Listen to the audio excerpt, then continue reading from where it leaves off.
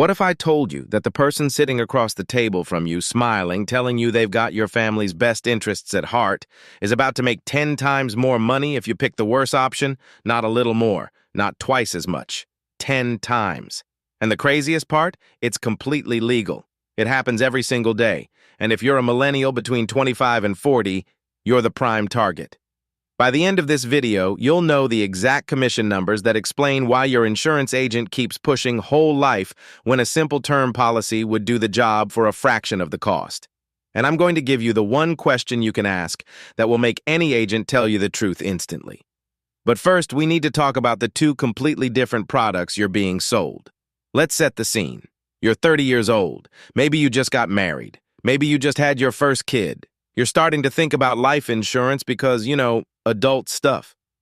So you sit down with an agent, and within the first 10 minutes, they'll probably mention something called permanent or whole life insurance.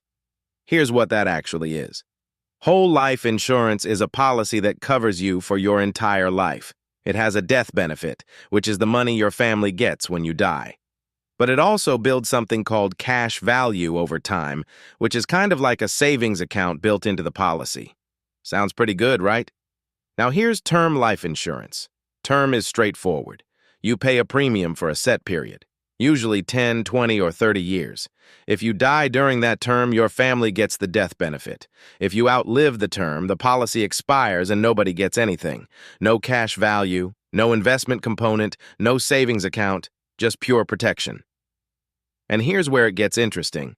For a healthy 30-year-old, a 20-year term policy with a $500,000 death benefit might cost you around $25 to $35 a month.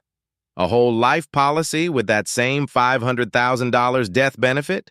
Try $250 to $400 a month. We're talking 5 to 10 times more expensive, every single month, for decades. So why would anyone pick whole life? Well, the agent will tell you it's an investment. They'll say the cash value grows tax-free. They'll show you projections that make it look like a no-brainer. They'll say you're forcing yourself to save. They might even use the word wealth building. But here's what they won't tell you. In the early years of a whole life policy, most of that massive premium you're paying goes straight to fees and commissions. The cash value grows painfully slowly. Some policies take 10 to 15 years just to break even, meaning if you surrender the policy before then, you get back less than you put in. And that tax-free growth they mentioned? You can access it through policy loans, but those loans accrue interest. And if you don't pay them back, they reduce your death benefit. Now contrast that with term insurance plus investing the difference. If you bought the term policy for $30 a month and invested the other $270 in a low-cost index fund earning an average of 7 to 8% annually over 30 years, you'd have built significant wealth, real wealth, in an account you actually control. So why does the agent keep recommending whole life? Now we get to the part I teased at the beginning, the commission numbers, and this is where everything clicks. Insurance agents typically get paid one of two ways: first-year commissions, which is a percentage of your first year's premium, or trail commissions, which are smaller ongoing payments for as long as you keep the policy.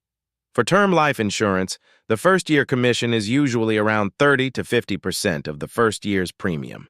So on a policy that costs $360 a year, the agent might make $108 to $180 total. Now whole life.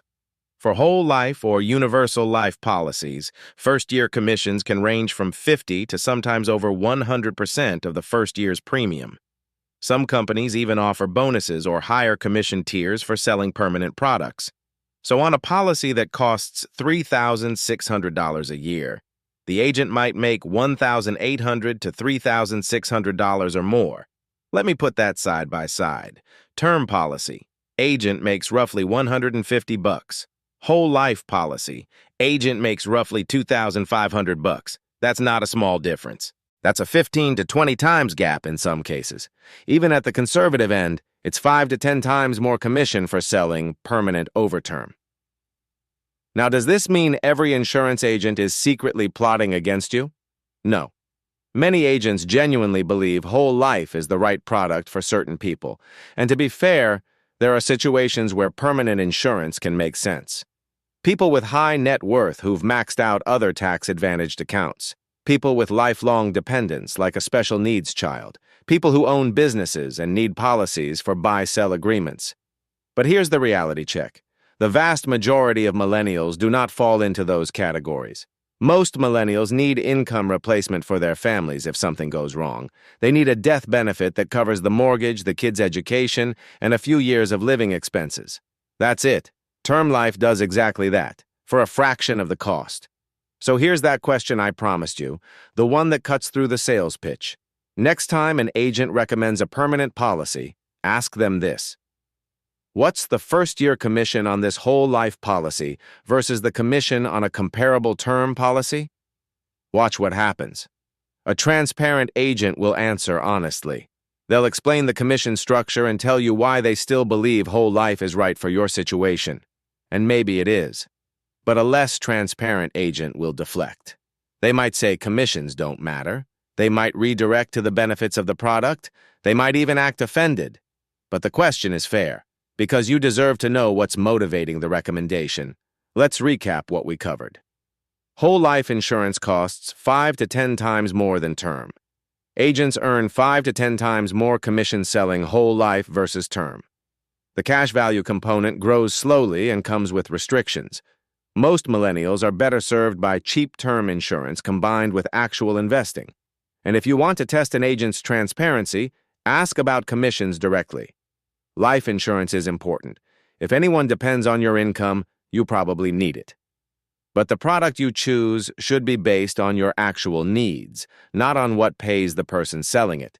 If this was helpful, there's more on the channel about personal finance, investing, and keeping more of your money where it belongs, in your own hands.